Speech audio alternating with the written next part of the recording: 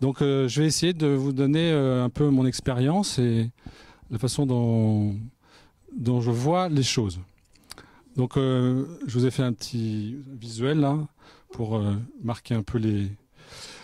Donc merci à la FFST de nous accueillir, merci à toutes les énergies en place pour faire avancer le shiatsu.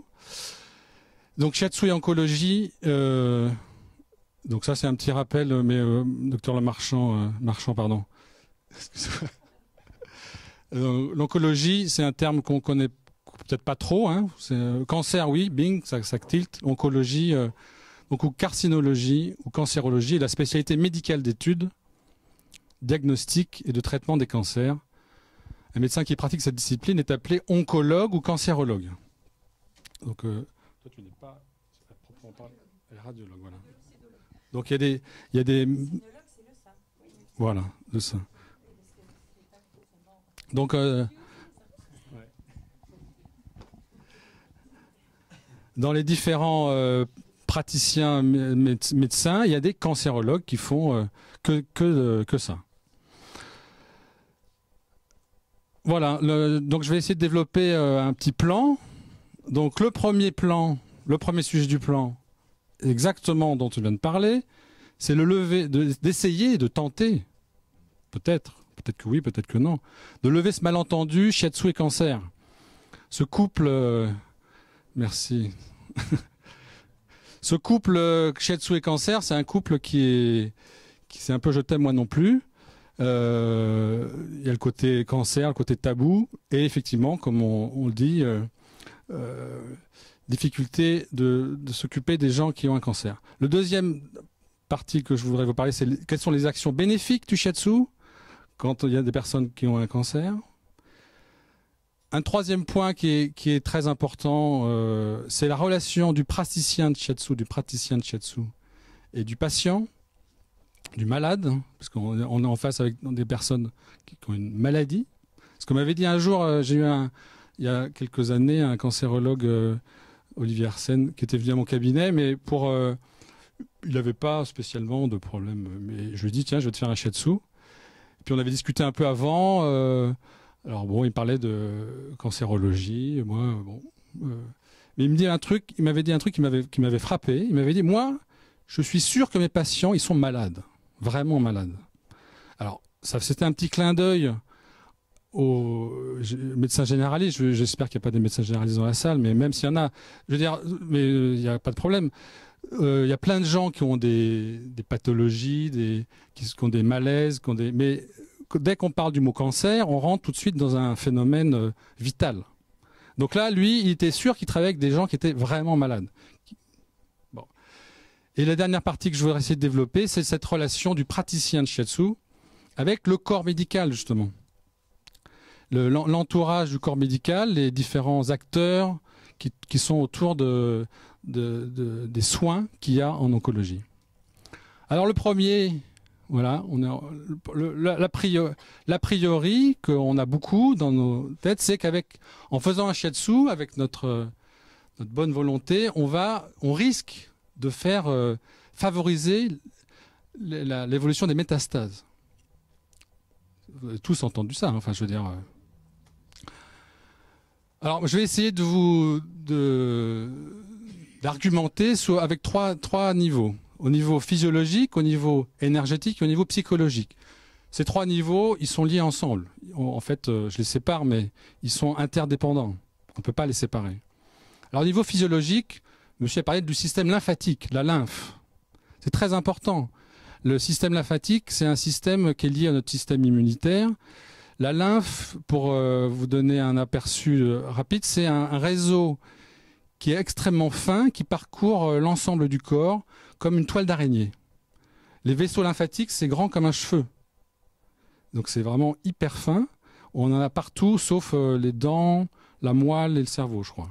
Mais sinon, le corps est recouvert de ce système lymphatique qui est en lien avec le système artériel et veineux. Donc il a un rôle... de la lymphe, on est fait à 80% d'eau. Donc cette eau, elle doit être... c'est un système d'épuration. Il y a les systèmes ganglionnaires, lymphatiques, la rate en fait partie. Et donc, c'est un système extrêmement important. Donc, effectivement, quand on analyse, enfin, les scientifiques disent que les métastases, quand elles arrivent, parce que des cancers qui ne font pas de métastases, il y a des cancers dont elle a cité tout à l'heure, qui sont très situés, qui sont complètement localisés. Donc, ceux-là, ils ne vont pas aller se balader, ils sont complètement entourés. Donc les métastases, elles migrent effectivement par ce système lymphatique avec les systèmes artériels et veineux. Donc c'est un circuit qui fait tout un ensemble. Et effectivement, quand il y a un organe qui est nécrosé, qui a un cancer, la lymphe, c'est notre système d'épuration. C'est le système de nettoyage. Donc il nettoie tout. Il nettoie les déchets, les cellules cancéreuses, hop, il emmène tout ça, et il balance ça dans le circuit sanguin, qui balance ça après dans tout l'organisme. Effectivement, après on peut retrouver des métastases à droite à gauche. Mais ce même système immunitaire, ce système lymphatique, il est très utile dans plein d'autres choses. Et notamment, il y a des études qui ont été faites pour prévenir les récidives du cancer du sein. Et ça, c'est un truc qui est reconnu.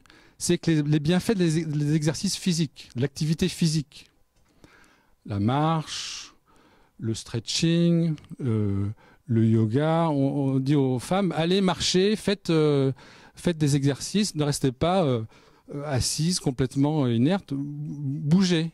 Donc les bienfaits de l'activité physique, comment ça se passe avec le système respiratoire?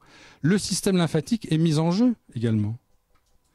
Il a un rôle très important. Et alors, le shiatsu, quand vous faites des pressions comme ça, quand vous faites un shiatsu complet, il y a le couple yin-yang. Vous faites du shiatsu, oui, j'harmonise le yin et le yang. Eh bien, on y est. Le yin, c'est le sang et c'est l'eau, c'est les liquides. Et le yang, c'est l'énergie. C'est un couple inséparable. Donc, quand vous harmonisez le yin et le yang, quand vous faites monter l'énergie, quand vous faites bouger les liquides, vous mettez en route le système veineux, artériel, lymphatique, et vous ne développez pas les métastases. Au même titre qu'un exercice physique, comme la marche, comme les étirements, comme des activités, le shiatsu met en route également ce flux sanguin. Et donc, au niveau théorie de la médecine traditionnelle chinoise, tous les méridiens yin, les méridiens de la rate, comme par hasard, on retrouve le méridien de la rate, tiens. Les reins, hein, quand il y a des œdèmes importants, on travaille beaucoup ça, les méridiens extraordinaires, les merveilleux vaisseaux, et surtout un grand merveilleux vaisseau qui s'appelle le Chong Mai, ou le méridien de Lasso, qui a comme point clé un point de la rate. On retrouve donc la rate, qui est le plus gros organe lymphatique, il a un rôle prépondérant. Et quand vous faites du shiatsu, vous aidez physiologiquement la circulation à s'améliorer du sang et de l'énergie. C'est deux choses inséparables. Sang et énergie, ça marche ensemble. Donc pour moi, cet a priori qu'on va faire augmenter les métastases, ça ne tient pas debout. Et au niveau énergétique, bien qu'on soit des super praticiens de shiatsu, avec une super énergie, et on a envie d'aider notre prochain, mais on n'est pas des superwomen et des superman non plus. C'est pas notre énergie qui va, le métastase, le cancer, qui a une action avec un super pouvoir sur ce cancer et ses métastases. Non. Je crois qu'il faut essayer de passer... c'est au contraire en soutenant l'énergie de la personne, en soutenant un des traitements, enfin des apports fondamentaux du shiatsu, c'est de soutenir l'énergie des reins. Les reins, elle a un rôle prépondérant pour l'organisme, l'énergie vitale. Donc, au niveau énergétique, ça a un impact très fort de revitaliser le chi, l'énergie des reins. Hein. Donc, au niveau physiologique, au niveau énergétique et au niveau psychologique, c'est très important aussi.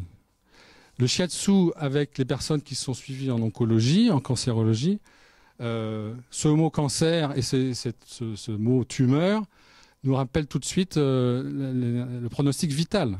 Les gens arrivent chez vous, ils sont en face de vous et ils vous annoncent, vous savez peut-être d'avant, ou qu'ils ont un cancer.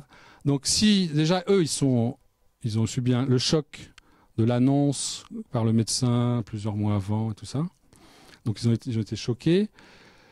Après, vous en face, praticien de shiatsu, il faut être bien harnaché et bien ancré pour pouvoir accueillir tout ce que l'autre va vous... Enfin, l'autre, le patient, le malade, va vous décrire, vous donner comme... Donc, il faut être très clair, il faut être le plus clair possible, soi-même, avec cette notion, des notions importantes de mort, de vie, de spiritualité éventuellement. Enfin, il y a un travail, moi du moins par mon expérience depuis 3 ans et demi avec le réseau Onco37, j'aborde d'une manière un peu différente les patients que j'ai qui viennent me voir pour un mal de dos ou un autre truc. Comme le pronostic vital est en jeu, j'essaye d'aller d'une manière assez plus profonde en moi.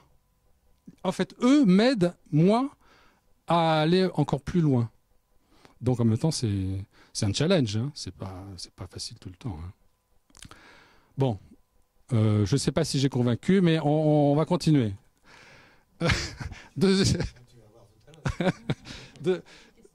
Alors, deuxième partie, quelles sont les actions bénéfiques du shiatsu?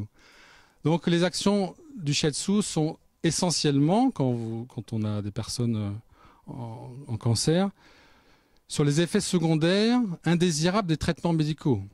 On est des soins, on va parler après, des soins de support, on en a parlé un peu. Les soins de support viennent en complément des traitements médicaux classiques. La chirurgie, la chimiothérapie, la radiothérapie, l'hormonothérapie, tout ça, ce sont des traitements qui sont soit combinés, soit uniquement séparés, soit enchaînés. Il y a plein de cancers différents. Donc il y a plein de traitements différents. Alors, qu'est-ce qu'on peut faire? C'est clair que le symptôme majeur qui relève de toutes les gens qui ont des problèmes de cancer, c'est la fatigue. C'est le grand symptôme. Dans 80% des cas, cette notion de fatigue, elle est vraiment très importante. Ça dépend. Alors, il y a plusieurs. Ça dépend à quel moment on voit les personnes.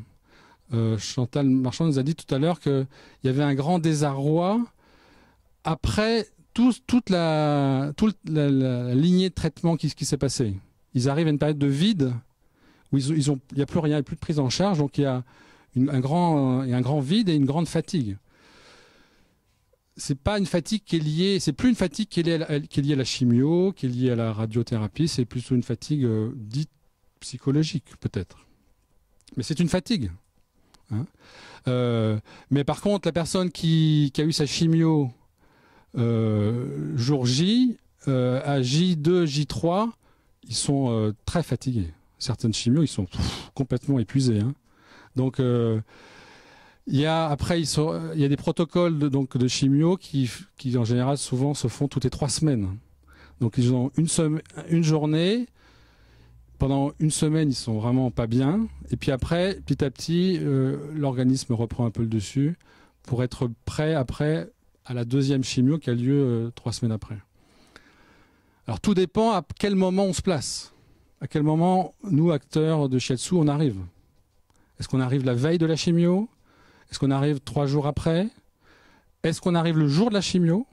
C'est possible aussi. Moi, j'ai pu faire des séances de shiatsu le jour même dans une clinique à Tours. Les gens étaient sous perfusion pendant leur chimio. C'est possible aussi. Donc après, voilà, la fatigue est une notion très importante sur la qualité de vie. Ça, c'est un terme qui est très souvent repris, la QDV, dans les études sur les différents patients, on leur demande comment est leur qualité de vie. Et ça, c'est un facteur qui est très important. Ensuite viennent des effets secondaires qui sont très connus, les nausées, les vomissements. Donc, dans les études sur Internet, on voit nausées, c'est très très souvent un symptôme qui est repris Alors dans le shiatsu, mais aussi dans les acupressure point, on retrouve le 6 mètres du cœur, le grand point contre les nausées. Donc il y a des études pour ça, il y en a plein. Hein. Donc les nausées et les vomissements, alors il y a vraiment des effets très intéressants sur les personnes qui suivent ces chimios. Et on peut, surtout je parle des chimios parce que c'est la chirurgie, la radiothérapie, c'est pas des effets secondaires de la nausée. Hein.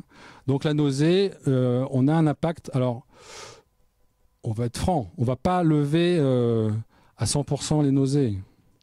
Hein. Ça dépend beaucoup des produits qu'ils mettent. En fonction des doses, certains protocoles vont être très lourds, d'autres vont être plus light, plus légers. Donc bon. Les troubles digestifs, très souvent, très souvent, les troubles digestifs, on a un impact. Je veux dire, le shiatsu aide énormément. Souvent, les problèmes de constipation, diarrhée, douleur à l'estomac, les gens qui sont sous morphine, qui ont des patchs de morphine pendant 3 mois, 4 mois, plus. Hein, ils ont leur patch tout le temps et ils changent tous les 2 jours ou je sais pas. Et ça constipe beaucoup. La morphine. Donc il y a un effet de stagnation importante au niveau du ventre. Et si vous les aidez en faisant des shiatsu globaux et bien sûr au niveau du ventre pour essayer de libérer le transit, ils vous remercient, hein, parce que ça les libère et après, hop, ils repartent eux dans leur vie après avec une meilleure qualité de vie. Les diarrhées, les douleurs à l'estomac, le problème digestif a un impact fort avec tout ce qu'ils peuvent avaler ou ce qu'on peut leur donner comme produit. Vraiment, le shiatsu est très bénéfique. Les douleurs des articulations et les fourmillements des extrémités. Alors, souvent aussi, il y a des pareil, ça c'est plutôt la chimio, mais aussi l'hormonothérapie. L'hormonothérapie, hein, voilà. Des personnes se plaignent de douleurs aux poignets, des extrémités, parfois des brûlures, même des fois au niveau des déformations, au niveau des ongles. Bon, il y a des traitements costauds. Hein. Donc là, pareil, le shiatsu a un impact, va réduire. Alors combien de pourcents? C'est là où il faut faire des études.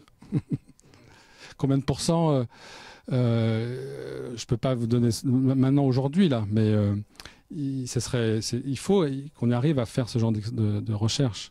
Les mucites, les aftes, les mucites, c'est tout ce qui est inflammation du tube digestif, de la bouche, de l'œsophage, parfois même plus loin. On peut calmer avec les points adéquats au niveau les points du feu, pour calmer le feu, parce que c'est une inflammation du système des muqueuses. Les palpitations. Alors il y a tout à l'heure, docteur Marchand a parlé de l'herceptine. L'herceptine, c'est dans l'hormonothérapie. C'est un traitement qui est donné très longtemps après, pendant 5 ans. Vous avez 5 ans d'hormonothérapie. Et il y a des risques. Alors, il y a des risques cardiaques. Donc, ils ont des difficultés à l'effort. Donc, le shiatsu peut aussi aider à calmer ça. Pas les enlever. Tant qu'elle est sous herceptine, vous n'allez pas faire de miracle. Mais vous allez l'aider, ça va diminuer. Hein.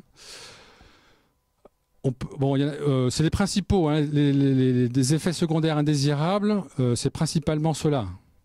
Après, la chute des cheveux, honnêtement, le shiatsu, je vois pas. Hein. La libido, je n'ai pas d'expérience. Donc, il y a d'autres signes. Ça, c'est vraiment les principaux. La fatigue, les nausées, les troubles digestifs, les articulations. Et j'ai fait un petit décalage après pour mettre ce que j'appelle les effets secondaires indirects. C'est-à-dire que c'est les dégâts collatéraux. C'est que, bien sûr, les gens certaines dorment très mal, ils ont des troubles du sommeil, ils sont agités, anxieux, ils ont des angoisses, bien sûr, des peurs, il y a tout un tas de phénomènes qui peuvent se passer. Donc là, ces effets secondaires-là, ils sont très fréquents et le shiatsu est vraiment très indiqué. Hein. Déjà, la personne qui ne dort pas pendant une semaine ou qui dort très mal, après votre shiatsu, elle va dormir comme un bébé, et ben elle vous remercie parce qu'elle peut enchaîner après récupération de la fatigue de son organisme à elle, pour pouvoir continuer à se battre, parce que c'est un combat. Le troisième point, les relations du praticien de shiatsu et les patients. Alors donc là, on est le rapport soignant-soigné. C'est un rapport de soins. Donc on est dans le titre du colloque, c'est l'accompagnement thérapeutique, hein, c'est bien ça. Donc voilà, je sais que le shiatsu et la thérapeutique sont un peu des fois, enfin, on n'ose pas. Alors, on ose, mais on le dit pas. Voilà, on le dit, mais on le fait, mais on le dit pas. Bon, mais je pense qu'il faut pas avoir peur des mots. Et alors, quand vous soulagez des nausées, quand vous soulagez des problèmes digestifs, vous n'allez pas guérir. Mais vous allez aider, vous allez soulager. Donc le soin est vraiment quelque chose d'important. Donc c'est plus donneur-receveur, c'est vraiment un rapport qui est très différent. Et dans ce rapport, il y a cette relation thérapeutique. Savoir mettre en confiance, écouter, aider. Savoir mettre en confiance, écouter, aider, c'est très important et c'est pas si évident que ça. Parce que être en rapport avec des gens qui sont malades, la relation thérapeutique, elle se fait pas forcément d'une manière innée. Ou du moins, donc il faut faire il y a un travail, c'est pas un travail, non, c'est un état d'esprit peut-être, on en parlait un petit peu en venant. La relation thérapeutique, c'est vrai que c'est l'expérience, l'inévitable expérience qui nous amène à savoir appréhender les gens, les personnes, en les mettant en confiance.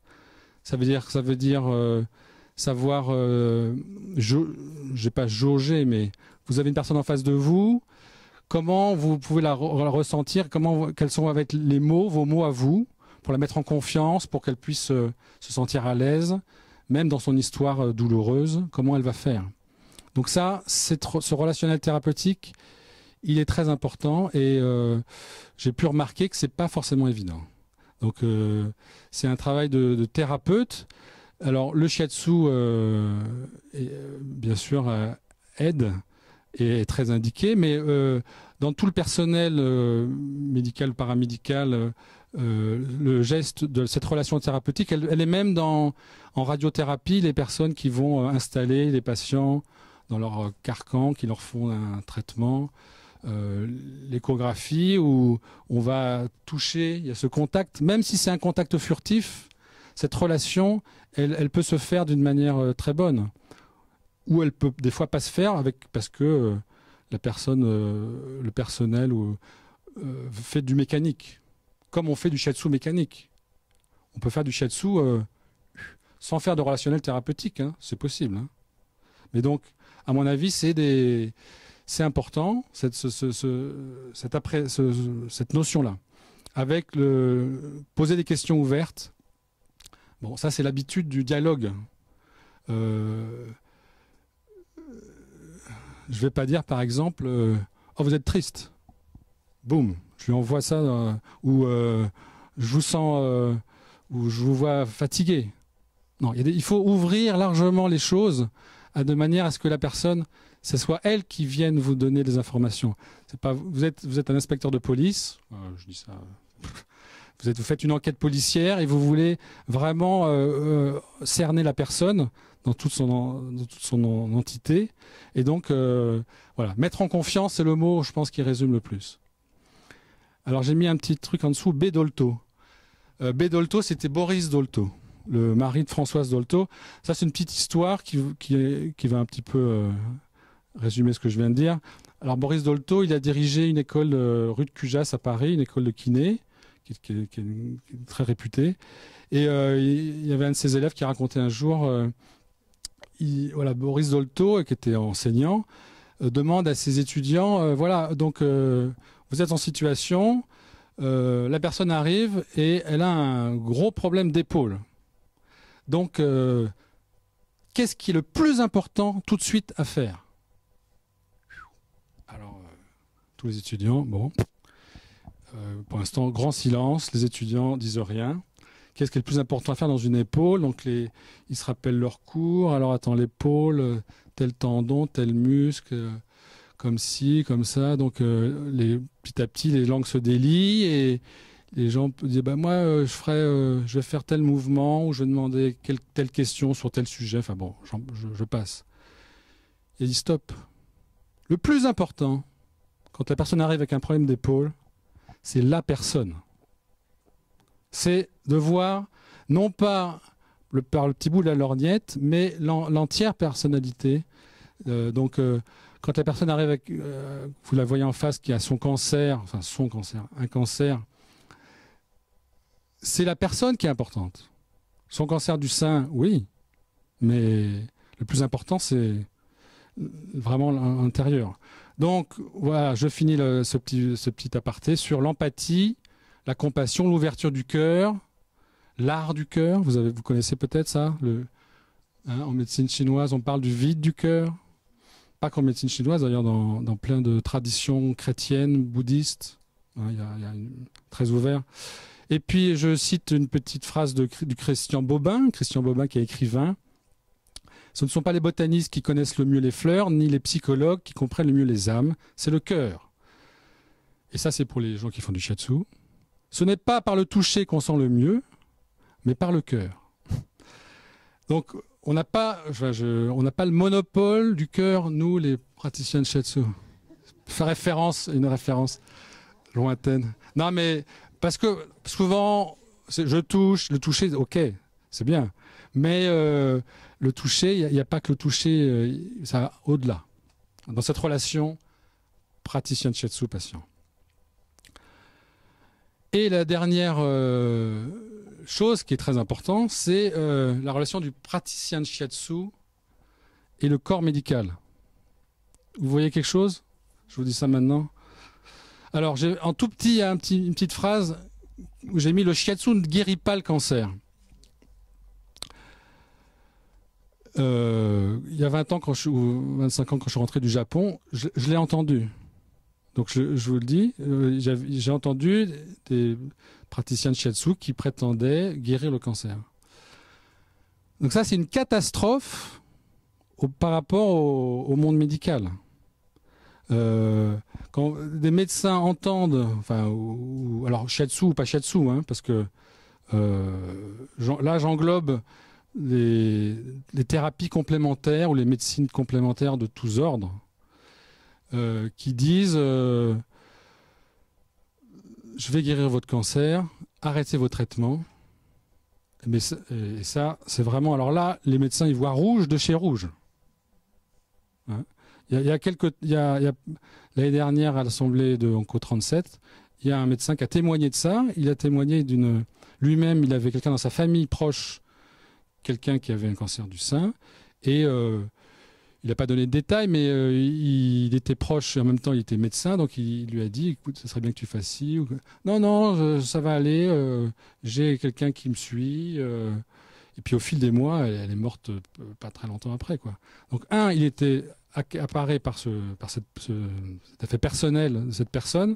Et en même temps, mais médicalement, c'est une hérésie. Donc, ça, c'est ce qui fait le plus mal, je pense, au niveau relation du corps médical et des différents gens qui pratiquent disciplines énergétiques confondues, on va dire, dont le shiatsu fait partie. Mais surtout, ça, c'est vraiment la chose qu'il faut dénoncer pour pas que ça se reproduise, pas que ça se propage. Hein. Donc, les différents plans cancer. Donc là, on en a parlé un petit peu au début. Il y a eu 2 plans cancer en 2003 et puis un deuxième plan cancer en 2007, où donc les choses se sont mises en place et les réseaux qui ont été financés par l'Agence régionale de santé, donc ça c'est des groupements qui se sont mis en place pour créer ce qu'on appelle des soins de support, donc les soins de support classiques et les soins de support innovants dont le shiatsu fait partie. Parce qu'il y a une classification dans les soins de support assez précise. Et on va en parler, je vais vous montrer après les réseaux, les différents réseaux d'oncologie. Mais en fait, très brièvement, l'Agence régionale de santé donne une enveloppe de temps à un réseau. Le réseau, il est libre de faire comme il veut. Hein, il fait du shiatsu, il ne fait pas du shiatsu, il fait du yoga, il fait la zoothérapie. Ouais, donc c'est chaque réseau qui décide.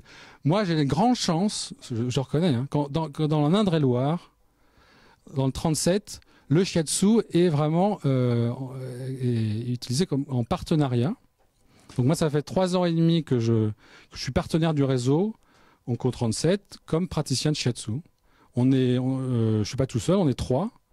Donc les personnes qui sont suivies en traitement, souvent, on leur propose différents soins de support, la réflexologie, la psycho-oncologie, la socio-esthétique, le shiatsu. Donc après, les gens, c'est eux qui choisissent. Bon, parfois, des fois, personne les aide un peu, mais... Donc après, le réseau prend en charge 3 séances de shiatsu. Donc les gens arrivent et ils n'ont rien financièrement à débourser. Et après, moi, c'est le réseau qui me règle directement. Hein, depuis 3 ans et demi, ça marche très bien et il y a vraiment des résultats intéressants. On va pouvoir après en parler peut-être avec des échanges de questions. Mais pour dire qu'il y a des réseaux où il y a du shiatsu. Ça existe. C'est possible. Amélioration et ouverture des médecins par rapport aux soins de support. Donc, à Tours, il y a des médecins qui n'ont plus les cheveux verts, qui sont capables de reconnaître des soins de support. Donc, une partie du monde médical change et s'ouvre. J'ai écrit une partie. Je n'ai pas dit toute. On est d'accord qu'il y a certaines personnes qui seront hermétiques. À nous aussi, praticiens de shiatsu, de changer et d'oser entrer en communication avec eux. Ça, je crois que c'est pas facile. Il faut il faut de l'audace. Mais je crois que si vous êtes clair dans votre shiatsu, si vous avez une formation qui tient le bout, si vous êtes, vous pouvez très bien, et c'est bénéfique, aider les personnes qui ont des cancers. C'est vraiment très, très profitable. On n'est pas souvent... Les médecins, ils sont tellement occupés que pour les avoir, c'est très difficile. Donc, dans les réseaux, on est souvent en relation avec l'infirmière du réseau. Il y a une infirmière coordinatrice. Certaines, peut-être, dans la salle en font partie. Donc, il y a une infirmière coordinatrice avec qui souvent on est en rapport. Donc, il y a des réunions, des réunions de partenaires. Donc, nous, en Indre-et-Loire, 2 fois par an, il y a une réunion de partenaires où on se retrouve et on discute des problèmes qu'il peut y avoir, des choses à améliorer ou des projets, etc. Voilà. Donc, comme avec le patient, il faut installer la confiance avec le corps médical et les médecins et les infirmières. Hein. Alors, un petit diapo sur les différents réseaux. Donc là, vous voyez le Oncocentre, réseau régional à Tours. Donc il y a plusieurs parties. Toi, tu fais partie de Loir-et-Cher, Blois. Les réseaux territoriaux de cancérologie. Donc il y a des réseaux territoriaux en province. Il n'y en a pas beaucoup par rapport à la carte que vous voyez là. Hein, mais et d'après ce que nous a dit l'infirmière coordinatrice du réseau il n'y a pas longtemps, il risque peut-être d'en avoir encore moins, parce que il va y avoir une chose, il y a une chose qui est en train de se passer, c'est que on parle beaucoup du cancer, mais en fait on cloisonne, enfin certains disent qu'on cloisonne trop. Donc pour des questions de moyens, ils veulent essayer de créer des pôles multi-pathologies. Donc c'est-à-dire que au lieu de créer des pôles que de cancérologie, on va essayer de créer un pôle où différents thérapeutes pourront agir sur la fibromyalgie, sur la Parkinson, gérontologie, voilà. C'est ce qui est dans l'avenir, c'est ce qui risque peut-être de se passer. Paris-Île-de-France, on l'oublie pas. Donc vous avez à Paris, vous avez 11 réseaux, pas mal. Île-de-France, vous avez 8 réseaux.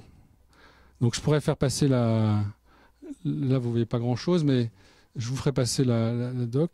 Mais donc pour dire que je pense qu'il faut oser aller voir les réseaux, parce que les médecins directement, ils sont pas disponibles, ils sont à moins de connaître par connaissance quelqu'un qui, etc.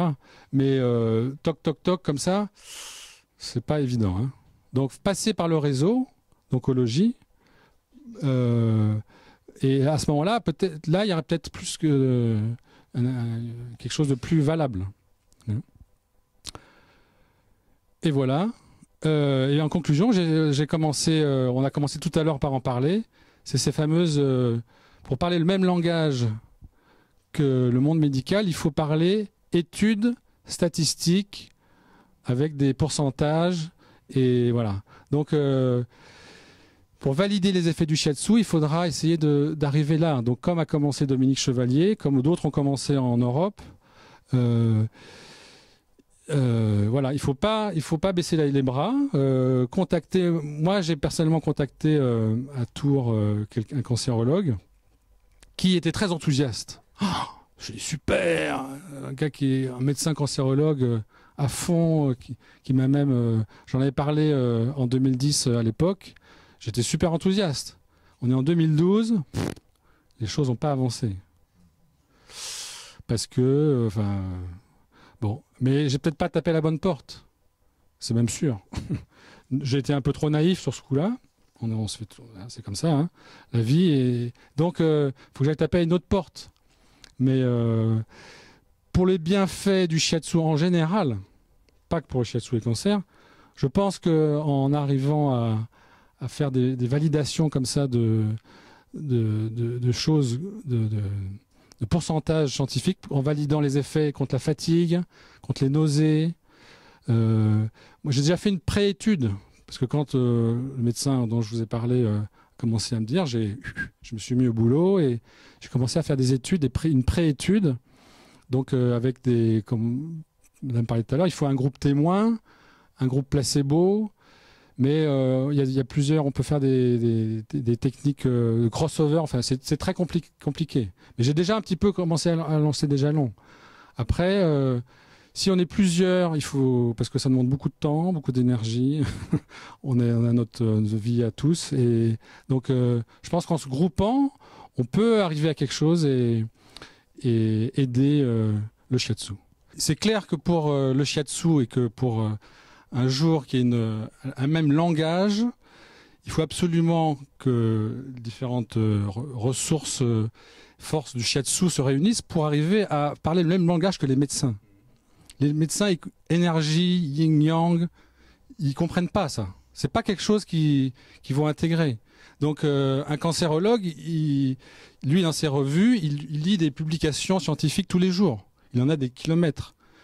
Donc c'est si jamais, au fur et à mesure du temps, il y a des études qui sont faites pour valider les effets positifs, là, on aura fait un très grand pas.